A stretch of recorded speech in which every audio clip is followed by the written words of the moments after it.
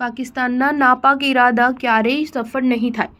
કારગિલ વિજય દિવસ પર પીએમ મોદીનો હુંકાર.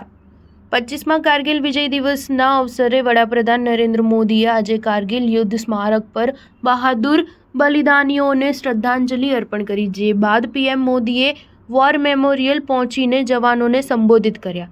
પીએમ મોદીએ વર્ષ 1999માં ભારત પાકિસ્તાનના યુદ્ધમાં પોતાના પ્રાણની આહુતિ આપનાર બહાદુર જવાનોને યાદ કરતા પાકિસ્તાન પર ખૂબ આકરા પ્રહાર કર્યા. પીએમ મોદીએ કહ્યું, પાકિસ્તાને ભૂતકાળમાં જેટલા પણ દુષ્પ્રયત્ન કર્યા તેને હંમેશા જડબાતોડ જવાબ મળ્યો છે, પરંતુ પાકિસ્તાને પોતાના ઇતિહાસથી કંઈ શીખ્યું નથી. તે આતંકવાદ અને પ્રોક્સી વોરના સહારે પોતાને પ્રાસંગિક બનાવવાના પ્રયત્ન કરી રહ્યો છે. પીએમ મોદીએ વધુમાં જણાવ્યું કે આજે હું એવા સ્થળેથી બોલી રહ્યો છું જ્યાં આતંકના આકા મારો અવાજ સીધો સાંભળી શકે છે. હું આતંકવાદના આ સંરક્ષકોને જણાવવા માંગુ છું કે તેમના નાપાક ઇરાદા ક્યારેય સફળ નહીં થાય. અમારા જવાન પૂર્ણ તાકાતથી આતંકવાદને કચડી નાખશે અને દુશ્મનને જડબાતોડ જવાબ આપશે. સ્ટાર ન્યૂઝ 7 હંમેશા સચ્ચાઈની સાથે.